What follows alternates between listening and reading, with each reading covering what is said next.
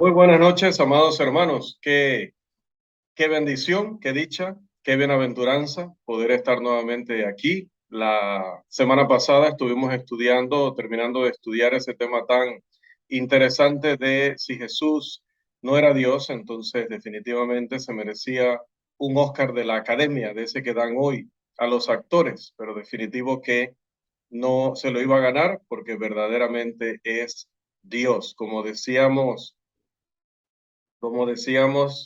buenas noches, vienen llegando todavía algunos estudiantes.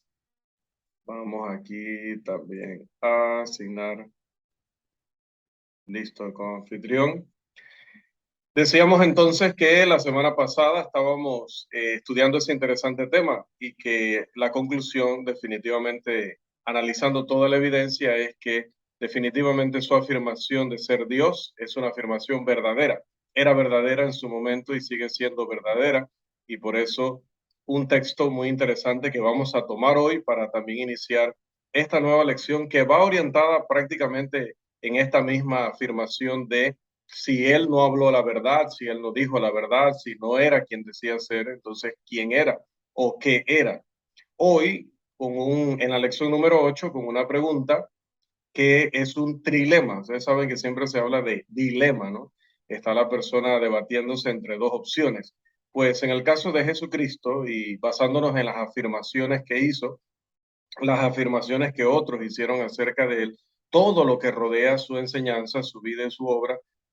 Nuestra pregunta va a plantear tres alternativas. ¿Cuáles son? Bueno, basándonos en lo que él dijo que era, o era verdaderamente el Señor Dios Todopoderoso, o era un engañador, un falsario, un timador, un impostor, o simplemente, hermanos, era un lunático, estaba loco, estaba fuera de sus cabales. ¿Cuál es la respuesta correcta? Tenemos que, como siempre, analizar la evidencia aquí en nuestro curso, Evidencias Cristianas Históricas. Tenemos entonces, decía, un texto muy importante porque plantea aquella pregunta tan importante e interesante. Dice en Marcos capítulo 8, versículo 27, salieron Jesús y sus discípulos por las aldeas de Cesarea de Filipo, y en el camino preguntó a sus discípulos, diciéndoles, ¿quién dicen los hombres que soy yo? Entonces, tenemos que iniciar nuestro planteamiento en esta lección con la pregunta, ¿quién es Jesús de Nazaret? Esta pregunta ha recibido diferentes respuestas a lo largo de la historia. Cualquiera que sea la respuesta que las personas puedan dar, sea una de las tres que estamos colocando en el título de esta lección o alguna otra, lo que sí es cierto es que nadie puede escapar del hecho de que Jesús ciertamente existió, como ya lo hemos demostrado, y que su vida cambió de forma radical la historia de la humanidad para siempre. Así que, sin tener en cuenta lo que cualquiera pueda pensar o creer acerca de Jesús de Nazaret, él ha sido la figura dominante en la historia de la cultura occidental por casi 20 siglos. Si por medio de algún superimán fuera posible extraer todo lo que tuviera que ver con él en la historia de la humanidad, como si estuviera escrito con hierro, y pusiéramos ese superimán a atraerlo, ¿qué quedaría? ¿Cuánto quedaría de la historia de la humanidad si sacamos de ella a Jesucristo? Si de hecho la fecha de su nacimiento es lo que la mayoría de la humanidad utiliza para poder contar o poder considerar su calendario, y es el nombre por el cual maldicen millones de personas en el mundo, y es el nombre por el cual miles de millones bendicen u oran alrededor del mundo y predican el Evangelio. Entonces, ¿cuán influyente ha sido este personaje para que tantos siglos después todavía siga siendo de interés mundial, siga siendo de un tema de análisis, un tema de debate, un tema de considerar en las universidades, de considerar en los círculos teológicos, pero también entre los ateos, entre los escépticos, entre los agnósticos? ¿Por qué sigue siendo tan importante? Y quisiera considerar la conclusión del doctor James Kennedy, quien en su estudio ¿Qué pasaría si Jesús nunca hubiera nacido? Él intenta responder a esa pregunta por lo menos de forma parcial y comienza con la suposición o la presuposición correcta de que la iglesia es precisamente el legado principal que Jesús dejó al mundo. Luego él examina lo que ha sucedido en la historia de la humanidad, mostrando la influencia de la iglesia, que depende 100% de Jesús. Y hay algunas cositas aquí que voy a mencionar como el resultado de la obra de la iglesia, pero recuerde, estoy utilizando el nombre iglesia en un sentido mucho más amplio que el de la escritura, porque obviamente muchas de estas cosas las realizó la iglesia apóstata, algunas de ellas pues las protestantes, y seguramente la iglesia del Señor también habrá tenido su influencia, pero lamentablemente no tan poderosa o tan conocida. Cuando hablo de poderosa, hablo de lo que el hombre recibe como impacto, ¿no? Lo que el hombre puede atribuir directamente a una denominación, a un grupo religioso. No dicen en el mundo, bueno, esto la iglesia de Cristo logró esto. Dicen la iglesia católica, dicen la iglesia luterana, etcétera, porque pues las de los hombres son las más conocidas y las más concurridas. Así que, en general, ¿cuáles han sido los beneficios que ha recibido el mundo? ¿Cuáles son los avances? ¿Cuáles son las bendiciones que ha tenido el mundo gracias al cristianismo, que representado en la iglesia, aunque lamentablemente, repito, no haya estado siempre en manos de una iglesia auténtica o la iglesia de Jesús, sino iglesias humanas? Pero desde la perspectiva mundial se dice pues la iglesia. ¿Qué hemos tenido? Hospitales que comenzaron principalmente en la Edad Media por la iglesia, universidades que también comenzaron en la misma época por la iglesia, la alfabetización y educación de las masas, el gobierno representativo de la nación, la separación de poderes políticos dentro de ese gobierno representativo, las libertades civiles, la abolición de la esclavitud, la ciencia moderna, el descubrimiento del nuevo mundo por parte de Cristóbal Colón. Lo pongo entre comillas porque ya se debate sobre si él descubrió o ya habían llegado otros anteriormente. Pues hoy diremos el descubrimiento. Patrones de, perdón, la benevolencia y la caridad, patrones de justicia más elevados, alto respeto por la vida humana, civilización de muchas culturas bárbaras y primitivas, codificación y lenguaje escrito de muchos idiomas en el mundo, mayor desarrollo del arte y la música, las incontables personas que han sido transformadas por el Evangelio de diferente trasfondo, ideas políticas, crianza en general, de diferentes razas, de diferentes lugares, y que todos, aún teniendo temperamentos diferentes, situaciones diferentes, viviendo en pecados diferentes, todos han sido transformados por los principios de la misma persona, de la misma fuente, y finalmente, y obviamente, la salvación de innumerables almas alrededor del mundo. Todo esto lo podemos contar como influencia mundial del concepto cristianismo, sea que esté bien representado o que esté representado por las iglesias humanas. Quien haya estudiado la historia de la iglesia en general sabe que el cristianismo, pues, obviamente tiene sectas o ha tenido sectas y líderes que han torcido los elevados ideales establecidos por Jesús y que además de esto han traído vergüenza al nombre de Cristo. Generalmente ha habido personas de una u otra secta dentro del cristianismo reconocido quienes han propagado costumbres y prácticas que no son compatibles con el amor que Cristo enseña en el Nuevo Testamento. Un triste ejemplo de esto son las persecuciones de un grupo supuestamente cristiano en contra de otro supuestamente hereje. Muy frecuentemente la iglesia ha estado atrasada también cuando alguien en el campo secular ha impulsado un cambio que se necesitaba, ha descubierto algo que beneficiaba a la humanidad. Un ejemplo es el cambio que se necesitaba respecto a los derechos civiles de la raza negra o los afroamericanos, como se les llama en los Estados Unidos de América. Aunque debe aclararse que la fe cristiana es una de las principales motivaciones para la libertad, para esos gigantes en el liderazgo de estos movimientos o de estas iniciativas, como lo fueron Abraham Lincoln primero y luego el famoso Martin Luther King, hijo. En el balance final, entonces, son los seguidores de Jesús o somos los seguidores de Jesús los que hemos tomado grandes pasos de sacrificio para levantar las vidas de los prójimos de las escorias del pecado, de la miseria, de la maldad. Jesús de Nazaret ha estado transformando la vida de muchos durante milenios. En el proceso, él ha estado reescribiendo el progreso y el resultado de la historia humana, día tras día, predicación tras predicación, sermón tras sermón, en un lugar y en otro, en una fecha y en otra. Cuando consideramos los hechos básicos en cuanto a la vida de Jesús, el amplio impacto que él ha tenido, esto no es menos que increíble.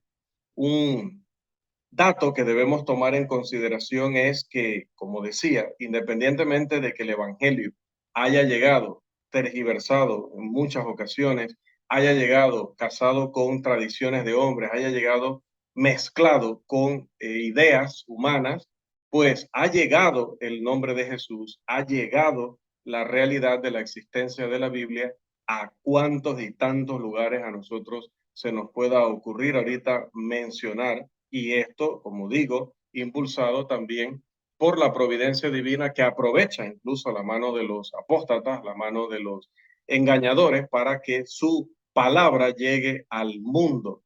Cuando me refiero a su palabra, me refiero al libro físico. Hago la aclaración, cuidado con interpretarme de que yo estoy diciendo que las iglesias humanas están llevando el evangelio puro a las masas. No, estoy refiriéndome a la Biblia física, sea que lo lleven los adventistas, la lleven los católicos, la lleven los evangélicos, quien la lleve, excepto obviamente los testigos de Jehová, que no es una Biblia, eso es una perversión total de la escritura, pero los demás están generalmente, y sobre todo, por ejemplo, en Latinoamérica, distribuyendo principalmente versiones bíblicas que están llegando a las manos de las multitudes desde hace tantísimos años para que la gente no tenga excusa de que no tuvo en sus manos la palabra de verdad. Cuando analizamos la persona de Jesús, volviendo al personaje céntrico de nuestra vida, de nuestra enseñanza y de esta lección y de la anterior, podemos recordar cuál es su pedigrí, como decían en otra ocasión, en otro contexto. ¿Y a qué nos referimos? Nos referimos a su biografía. ¿Quién era él? Bueno, alguien que nació en Nazaret, como tenemos el título allí al preguntar sobre él. ¿Y qué era Nazaret? Pues una aldea insignificante. Era el hijo de una campesina, era el hijo de un carpintero. Creció en otra aldea, la primera fue Belén, luego Nazaret, donde se crió, y trabajó como carpintero hasta que tuvo una edad de aproximadamente 30 años. Luego fue un predicador que se estuvo trasladando de lugar a lugar siempre, no tuvo un sitio fijo, dijo él mismo, no tenía ni dónde recostar su cabeza, y esto durante un periodo de 3 años aproximadamente. Nunca escribió un libro, nunca tuvo un puesto oficial en el templo o en las escuelas rabínicas de su tiempo, nunca formó una familia, no fue dueño de casa ni de posesiones, no fue a una universidad, no visitó nunca una de las grandes ciudades o metrópolis de la época, nunca viajó a más de 300 kilómetros del lugar donde nació, no hizo nunca las cosas que comúnmente acompañan a aquellos que los hombres consideran grandes y destacados y poderosos. Su única credencial era su propia persona y obviamente los milagros y señales y prodigios que Dios a través del Espíritu Santo le proporcionó para que pudiera ser ese hijo de hombre y ese hijo de Dios frente a los ojos de todos aquellos que le veían y que analizaban día a día la evidencia que él mostraba. Tenía solo aproximadamente 33 años cuando la ola de la opinión pública se volvió en su contra, alimentada por el odio, por la envidia de sus enemigos entre los círculos aristocráticos o la gente de la alta clase religiosa judía. Sus amigos, sus más íntimos amigos, huyeron en ese momento y uno de ellos, quizás uno de los más cercanos, sino el que más, pues lo negó. Fue entregado entonces a sus enemigos y pasó por lo que fue una farsa de juicio, como ya lo hemos estado analizando en las lecciones anteriores. Fue clavado en una cruz, que era la peor manera de ajusticiar a alguien en aquel tiempo, y encima de eso se le colocaron a su lado dos ladrones, uno a su derecha y uno a su izquierda, como si él fuera un inicuo o un delincuente, al igual que esos otros dos.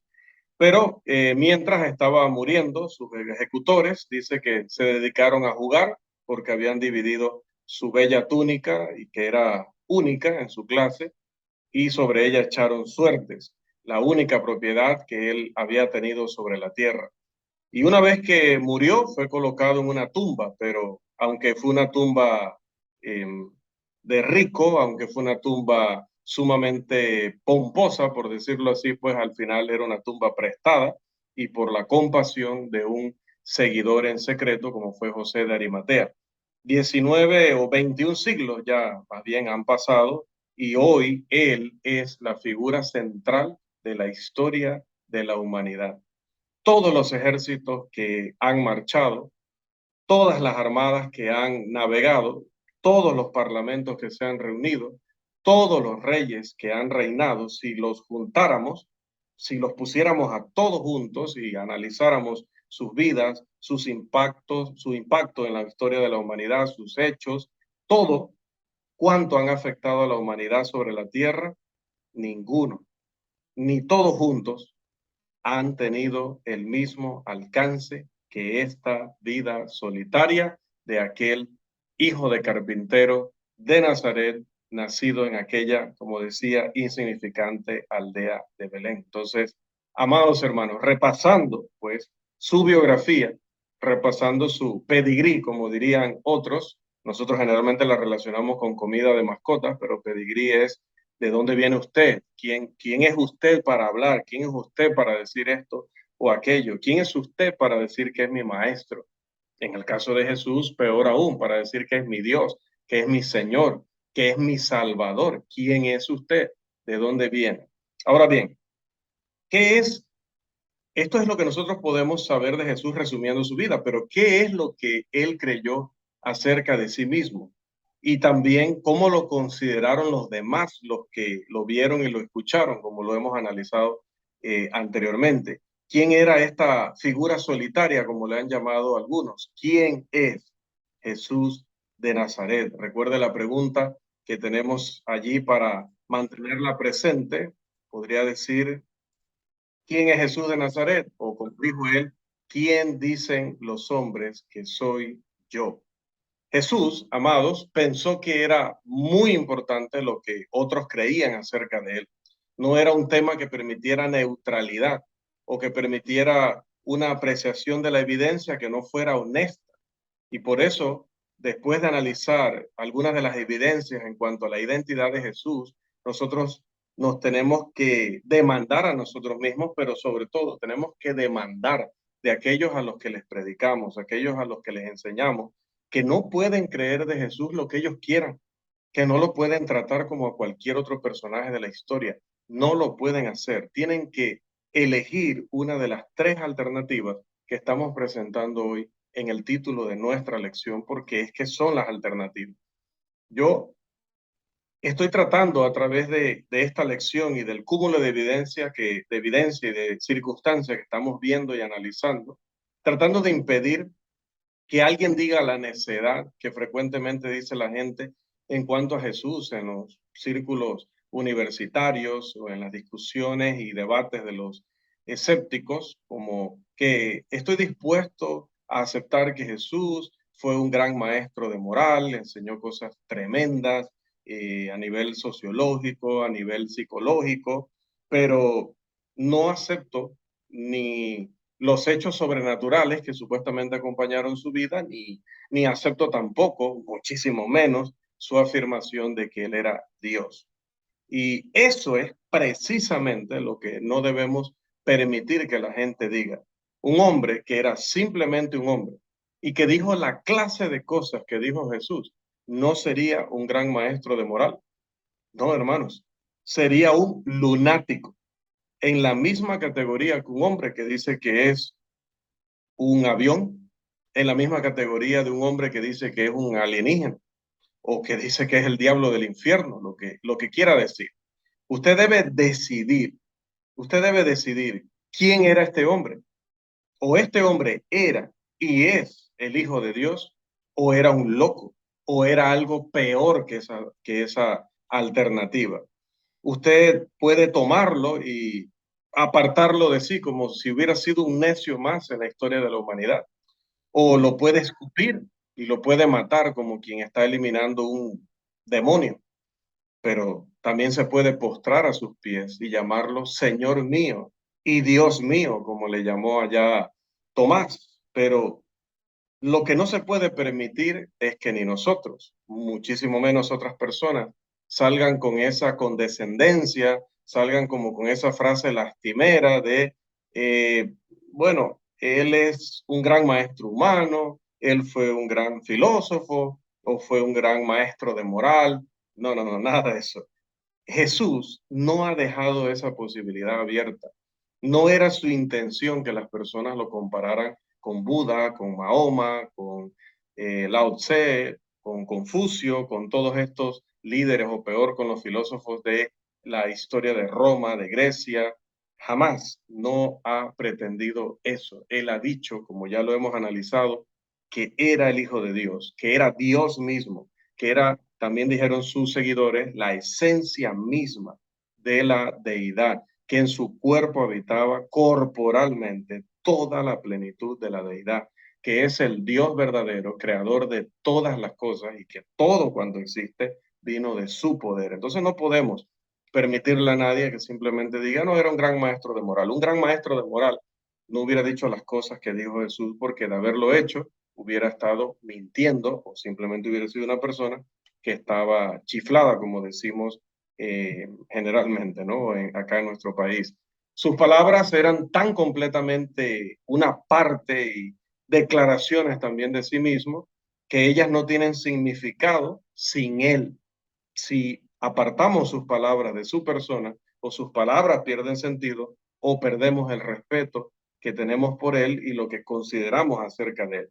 En el momento que lo quitamos a él de esas frases, de esos dichos, quitamos ese personaje y ponemos esas palabras en la boca de cualquier otro, que sea una persona que tengamos evidencia de que era débil, era imperfecto, vivía también en pecado o se equivocaba, automáticamente, hermano, esas palabras quedan destrozadas, sin sentido. Venid a mí todos los que estáis trabajados y cargados, y luego descubrimos que esa persona sufre de ansiedad o sufrió de ansiedad. El otro que dice, quien esté libre de pecado, tire la primera piedra, y luego descubrimos que él andaba en una vida desordenada o que alguna vez le reprendieron por hacer algo inmoral o hacer algo blasfemo o hacer algo que ofendiera la voluntad de Dios o ofendiera la verdad y la santidad. Tome las palabras de Jesús y póngasela a cualquier líder, póngasela a cualquier otra persona que no sea Jesús y esas palabras automáticamente quedan, como dije, sin sentido. No pueden ser compatibles con ninguna otra persona, sino con ese que dijo y que realmente era el Hijo de Dios, nuestro Señor. Amados, es importante que ya después de haber pasado por una lección donde estuvimos analizando la evidencia respecto a los documentos que hablaban de Jesús, nosotros le insistamos a la gente, no, es que mire las declaraciones que él hizo, mire lo que él pensaba de sí mismo, mire lo que él decía acerca de sí mismo. No es ni pretendió ser nunca un filósofo ni un maestro más.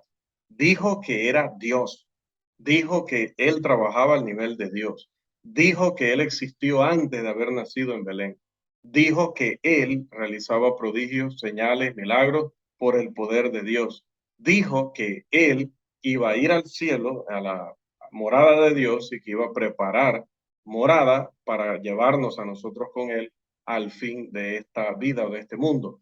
Entonces, de esta vida terrenal o de este mundo. Entonces, no es un maestro cualquiera. Dijo cosas que lo comprometieron seriamente. Y si él no era eso que decía, otra vez, todo lo que dijo, todo lo que enseñó y todo lo que hizo, pierde automáticamente todo su significado y es la más grande, sería la más grande decepción para la humanidad y obviamente para los seguidores. Tengo aquí una anécdota curiosa respecto a este caballero que ven a la izquierda, el señor Charles Bradlock o algo así. Este señor era un muy reconocido ateo hace ya muchísimos años atrás, quien tuvo un intercambio, primero informal, con este religioso llamado Hugh Price, y el señor Price le retó a un debate, o al revés, Bradlock le retó a un debate. Y Price le dice, no hay ningún problema, yo puedo debatir con usted sin ninguna dificultad, pero tengo una condición para que hagamos un debate público. Yo voy a traer a personas que han sido cambiadas para mejorar sus vidas a través de lo que han aprendido del cristianismo. Voy a traer 100 personas cuyas vidas hayan sido transformadas para bien por lo que han aprendido del cristianismo. Requiero que usted traiga 100 personas que hayan sido transformadas por haber aprendido ¿qué puedo decir? Las creencias, los postulados, las teorías del ateísmo. Usted me trae 100 que han cambiado sus vidas por ello y yo le traeré 100 del lado del cristianismo. Entonces, entre ambos conteos, pues vamos a tener nuestro público. Pasaron las semanas y luego el señor Price, sabiendo que este señor no iba a poder conseguir las 100 personas, le escribe para decirle pues que iba a bajar su exigencia, que le iba a conceder que por lo menos trajera 50. Dejó pasar otra semana más y le dijo que por lo menos 25. Dejó pasar otra semana más y le dijo que por lo menos le trajera 5. Dejó pasar otra semana más y le dijo que por lo menos trajera 1. Tanto fue el asunto que el señor Bradlock se retiró del debate. Nunca se llevó a cabo porque es que el ateísmo, al igual que el socialismo, aunque es están relacionados, pero es otro tema de otro momento y de otra lección, no cambian la vida de nadie para bien, no le ayudan a progresar, no le ayudan a ser mejor persona, no pueden hacer ningún bien real por nadie. Entonces, ¿cuán influyente fue Jesús o ha sido Jesús? Bueno, tanto como que el ateísmo, a donde ha ido, ha destruido a las personas, ha destruido a las familias, ha destruido los más grandes ideales, y el cristianismo, pues, como ya sabemos, todo lo contrario.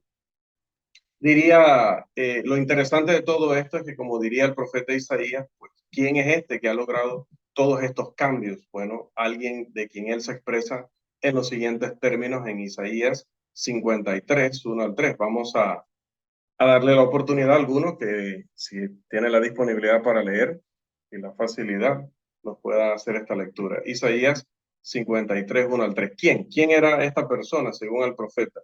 Casi 700 años antes de que él naciera, así se expresaba el profeta por inspiración de Dios de la persona de Jesús de Nazaret.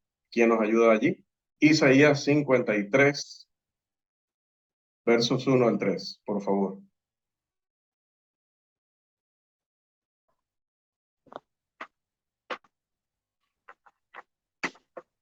Hermano Agustín.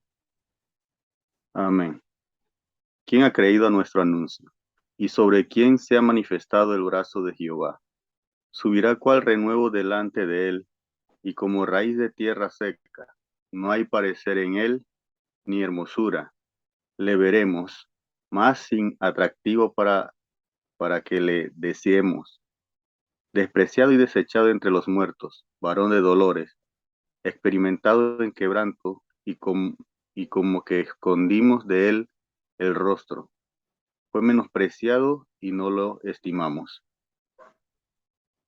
Amén. Ahí podemos ver, gracias hermano, dice, no hay parecer en él ni hermosura, no tiene atractivo para que le deseemos, fue menospreciado.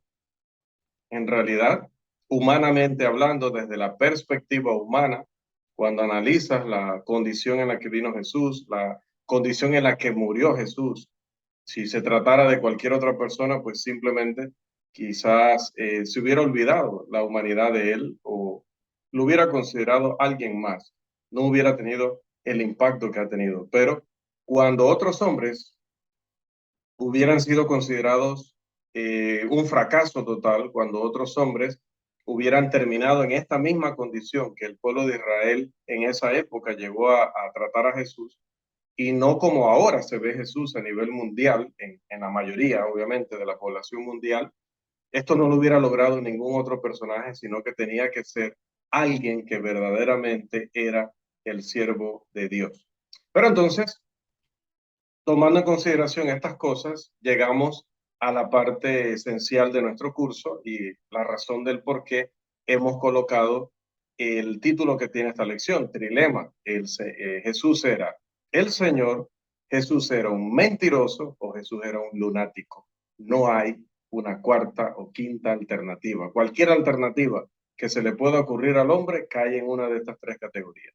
Jesús solo puede ser el Señor Dios Todopoderoso, o un mentiroso o un lunático. No hay más. Ahora, vamos a ver, ¿por qué decimos esto? Ya lo hemos establecido, porque Jesús afirma ser Dios.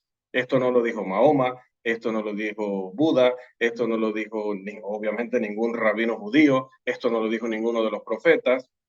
Él afirmó ser Dios, como ya vimos en la lección pasada. Entonces, dado eso ya por hecho, dado por cierto, entonces pasamos a ver. Si Jesús afirma ser Dios, entonces hay dos alternativas. Vamos por un lado. Puede ser que sus afirmaciones respecto a que era Dios eran falsas. Bien. Si sus afirmaciones eran falsas, esto nos da también dos alternativas. O él sabía que sus afirmaciones eran falsas, o él no sabía que sus afirmaciones eran falsas. Vámonos por la primera. Él sabía que sus afirmaciones eran falsas. Si es así, entonces él engañó a propósito o deliberadamente, como dice el gráfico. Y si él engañó deliberadamente, entonces, ¿qué era? Un mentiroso. Y si era un mentiroso, entonces, ¿qué más era? Era un hipócrita. Y si él se atrevió a mentir sobre estas cosas, darle esperanza a las personas en su tiempo y saber que durante siglos se iba a seguir hablando de lo que él enseñó, de lo que él prometió, de todo lo que él le quiso comunicar a las personas en su tiempo. Entonces, además de esto, era un demonio. Era tan malvado porque engañó a todas las personas a sabiendas de que no podía cumplir. Y finalmente, entonces era un necio, porque sabiendo él que estaba engañando a todo el mundo en el momento que se pudo haber retractado y escapado de una muerte tan horrenda, no lo hizo, sino que murió aún afirmando esas mentiras. Entonces, imagínense, si sus afirmaciones eran falsas y él sabía que eran falsas, entonces al final era ¿qué? Un mentiroso, un hipócrita, un demonio y un necio. Ahora, vámonos por el otro lado. Él decía que era Dios, pero no sabía que su afirmación era falsa, porque lo creía sinceramente, aunque no era cierto. ¿Quién es alguien así que pueda creer algo de sí mismo, aunque toda la evidencia apunta a lo contrario, y algo tan magnífico como decir, soy Dios? Bueno, entonces él estaba sinceramente engañado, pero ese nivel de engaño no es el nivel de engaño de un hombre que se cree guapo, de un hombre que se cree muy inteligente, de un hombre que cree que es el mejor en alguna rama. No, no, no, no. Es que si este hombre está creyéndose Dios y lo cree sinceramente al punto que se ha engañado a sí mismo, entonces simplemente era un loco, era un lunático. Entonces, mira ahora, si él afirma ser Dios, ahora totalmente a la derecha, pero sus afirmaciones eran verdaderas, entonces definitivamente él es el Señor. Y si Él es el Señor, Dios Todopoderoso, pues el hombre solamente tiene dos alternativas. O lo acepta o lo rechaza. Pero no vengan a decir que era un gran maestro de moral, que era un gran religioso, que era un gran filósofo, etcétera. Era ¿cómo se llama esta palabra? Un altruista, etcétera. Lo que quieran decir, ¿verdad? Un filósofo, no, no. Si él afirmó ser Dios, o sus afirmaciones eran verdaderas o sus afirmaciones eran falsas. Si eran falsas, o él lo sabía o no lo sabía. No hay más alternativas. Si él lo sabía, era un demonio y un necio. Si no lo sabía, estaba engañado sinceramente y era un loco. porque nadie se va a creer Dios Todopoderoso sin estar loco. Y si sus afirmaciones eran verdaderas, entonces es realmente el Señor y el hombre tendría que aceptarlo o rechazarlo, pero no podría decir que Cristo no dijo o no afirmó ser Dios. Por eso viene este también pasaje muy importante y esencial en este estudio, como es Mateo 16, los versículos 15 y 16. Él les dijo, ¿y vosotros, quién decís que soy yo? ¿Y vosotros, quién decís que soy yo? Respondiendo Simón Pedro dijo, tú eres el Cristo, el Hijo del Dios viviente. La mejor respuesta que se pudo haber dado en ese momento. Algunos creen que Jesús es Dios porque creen que la Biblia es inspirada por Dios y dado que la Biblia enseña que Jesús es Dios, entonces pues debe ser Dios. Aunque yo también creo que la Biblia es plenamente la palabra inspirada de Dios y estoy convencido de que ella enseña que Jesús es Dios porque registra lo que él dijo, no creo, hermanos, que simplemente Jesús sea Dios solo porque, no únicamente, aclaro, no únicamente porque está registrado, sino por otras razones que también nos llevan a esa misma conclusión. Recuerde que no solamente tomamos a la Biblia, que es nuestra primera referencia, nuestra primera fuente, pero también tomamos en cuenta otras cosas que ayuden a aquellos que aún no creen en la Biblia, que vean de que esto está demasiado respaldado o corroborado. Ya hemos visto que los libros del Nuevo Testamento son históricamente precisos y confiables, los más precisos y confiables en cuanto a historia que tiene la humanidad en sus manos. De hecho, son tan confiables que Jesús no puede ser descartado como, no, era una simple leyenda, eso fue un mito, una simple historia de viejas, jamás. Los relatos de los evangelios preservan un registro preciso, respaldado de lo que él hizo y de lo que él enseñó, los lugares que visitó, las palabras exactas que utilizó. Y Jesús, indudablemente en esos registros, afirmó ser Dios. De modo que cada persona en este mundo debe responder a la pregunta, ¿son sus afirmaciones, es decir, las de Jesús, en cuanto a la deidad, verdaderas o falsas? No es si él lo dijo o no lo dijo, no, sí lo dijo, está registrado en documentos que ya probamos su confiabilidad. Entonces la pregunta es, ¿esas afirmaciones que él sí hizo son verdaderas o son falsas? Esa pregunta requiere la más seria consideración de parte del hombre. En el siglo primero, luego de que la gente diera algunas respuestas acerca de la identidad de Jesús, pues él hace esta pregunta que tenemos en pantalla a sus propios seguidores, a los que más le conocían, los que estaban más cerca de él. Y como dije, sale la respuesta de el apóstol Pedro diciendo, tú eres el Cristo, el Hijo del Dios viviente. Ahora, en la actualidad, no todos aceptan la respuesta de Pedro, pero nadie puede evitar la pregunta de Jesús. ¿Quién dicen los hombres que soy yo? La afirmación de Jesús de que Él es Dios debe ser cierta o falsa. Otra vez, si la afirmación es cierta, entonces Él es el Señor y nosotros o aceptamos o rechazamos eso. No tenemos excusa, no tenemos escapatoria. Si la afirmación de Jesús es falsa, entonces solamente tenemos las dos opciones que hemos mencionado y dónde terminan cada una de ellas. Por lo tanto, vamos entonces a tomar la primera de ellas. Vamos a suponer que Jesús era un mentiroso. Si al hacer sus afirmaciones Jesús sabía que no era Dios, entonces él estaba mintiendo, porque engañaba y lo sabía.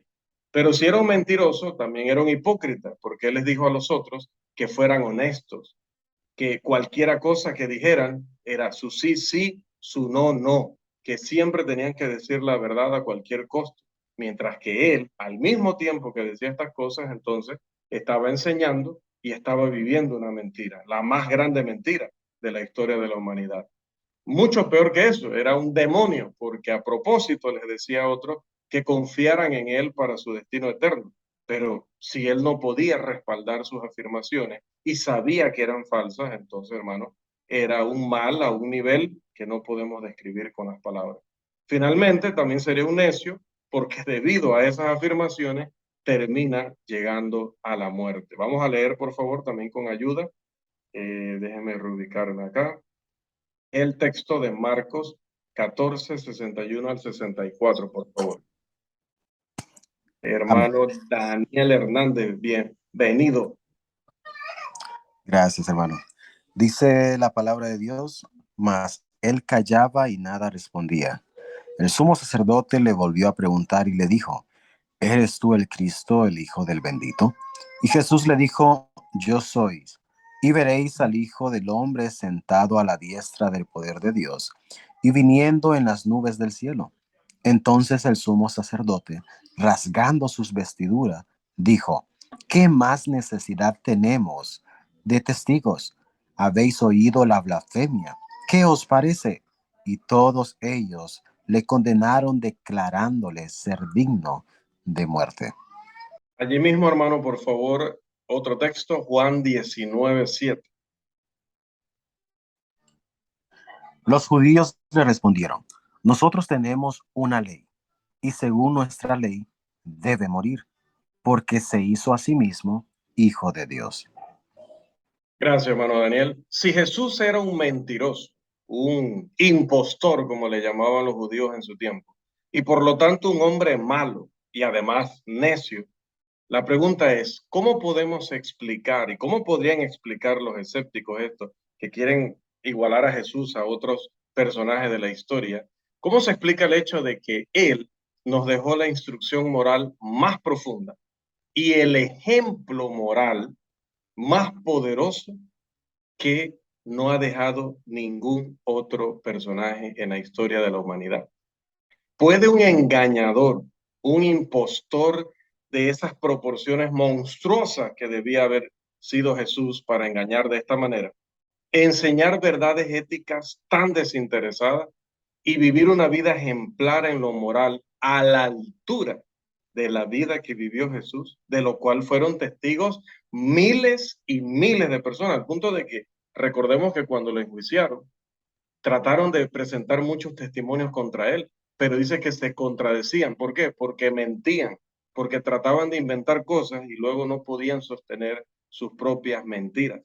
Entonces, la noción de que alguien tan demonio, tan maligno, que quería engañar a la gente a propósito, pudiera vivir una vida a esta altura y pudiera hablar de moral, de santidad, de honestidad, como lo habló Jesús, hermano, es increíble, es inaceptable como teoría.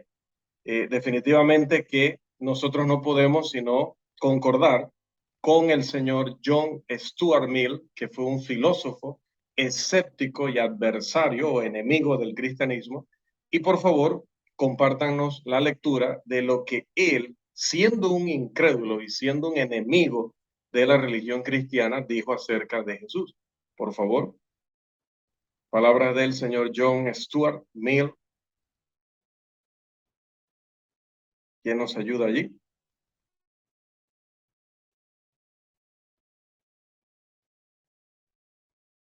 A ver, bueno, voy yo. Tiempo es oro.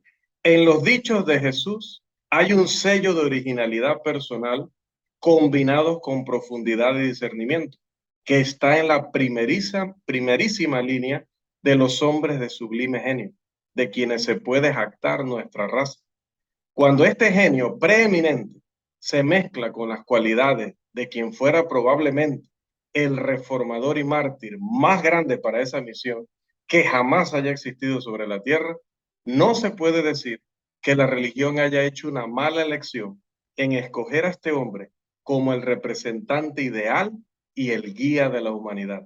Ni aún ahora sería fácil, hasta para un incrédulo, encontrar una mejor traducción de la regla de la virtud de lo abstracto a lo concreto que dedicarse a vivir de tal manera que Cristo aprobara su vida. Voy a quitarme de allí de encima de Don Stuart para que pues no se piense que yo estoy de acuerdo con todo lo que él decía.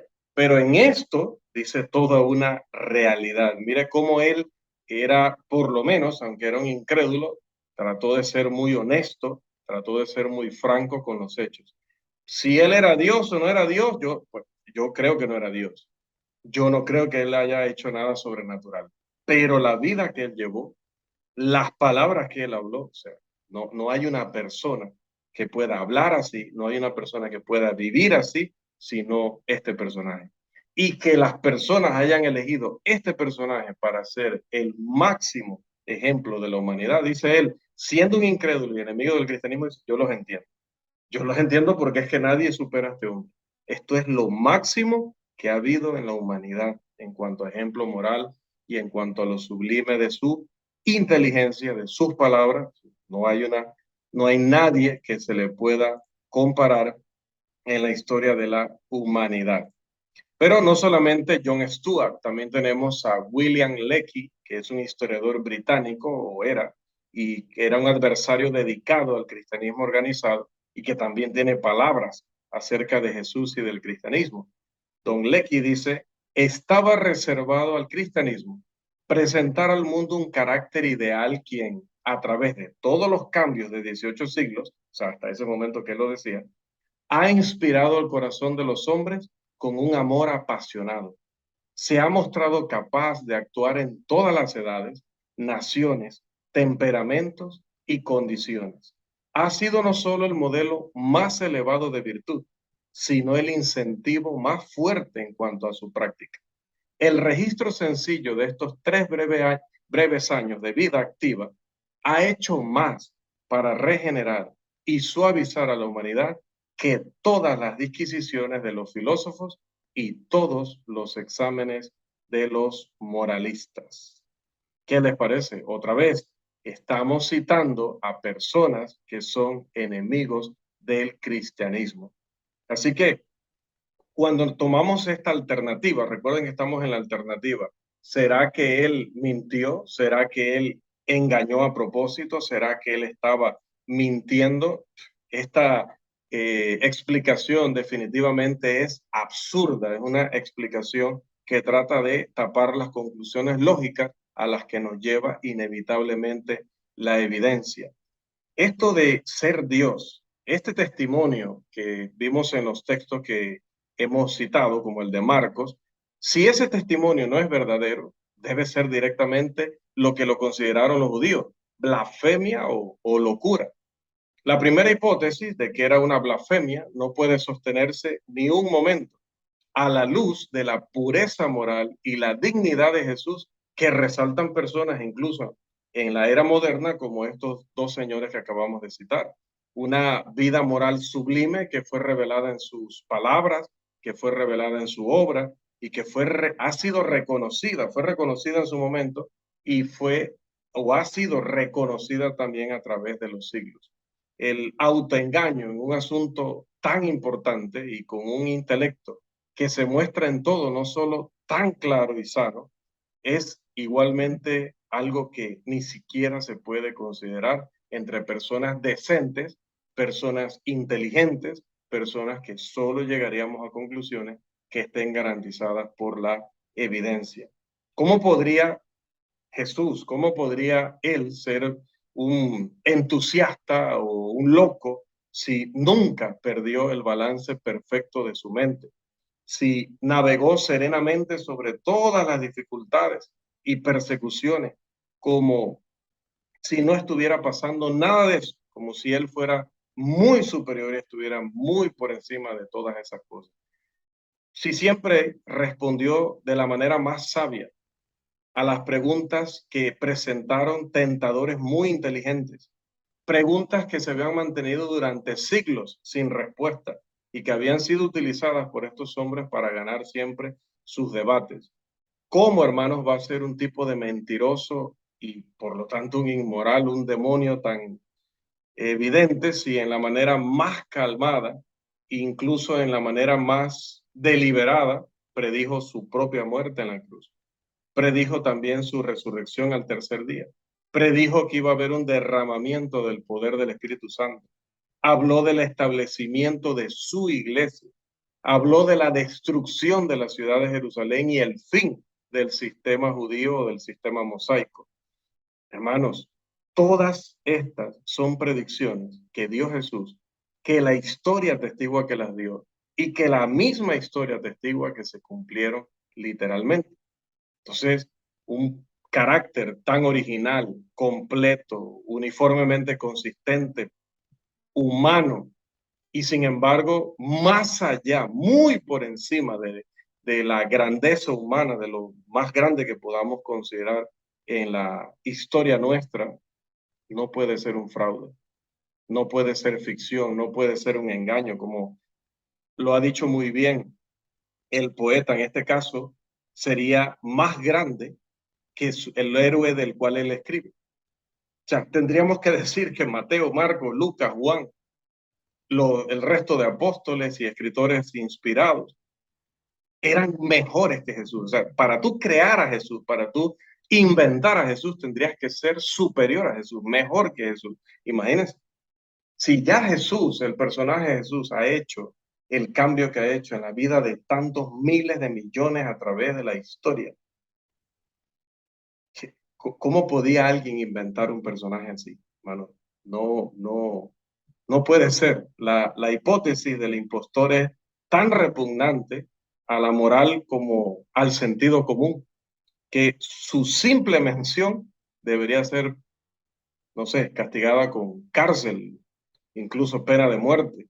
Ningún erudito que tuviera decencia y respeto por sí mismo se atrevería a defender esta teoría directamente, como en nombre de la lógica, de término que me gusta mucho y lo que representa, en nombre del sentido común y en nombre de la experiencia como estudioso, como académico, podría decir que Jesús simplemente era un impostor, que era una persona engañosa, que era una persona egoísta, que era una persona depravada, que fue capaz de haber inventado y mantenido de manera consistente, diaria, durante esos 3 años, desde el comienzo de su ministerio hasta el final, desde los primeros pasos después del bautismo de Juan hasta incluso la misma cruz, cuando agonizando prácticamente le prometió a aquel delincuente que ese mismo día estaría con él en el paraíso, hermano. ¿Cómo es posible que que desde el comienzo hasta el fin mostró el carácter más puro y más noble que se haya conocido en la historia, con el aire más perfecto de verdad y realidad, simplemente sea un político más?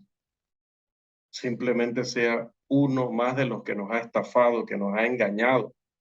¿Cómo podría él concebir y llevar a cabo con éxito un plan de beneficencia sin paralelos, de magnitud moral, de una santidad, de un sacrificio por los demás, incluso hasta el punto de entregar su propia vida, enfrentando a los prejuicios más fuertes, más rabiosos y violentos de su propio pueblo y de la historia, y que haya hecho todo eso simplemente para engañar a los demás?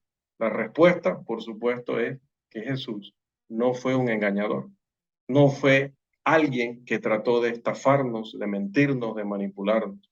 Alguien que vivió como Jesús vivió, enseñó como Jesús enseñó y murió como Jesús murió, no podría haber sido un mentiroso. De manera que esta noche descartamos esa hipótesis y nos quedan dos. Si no era un mentiroso, entonces o era un lunático o era el Señor.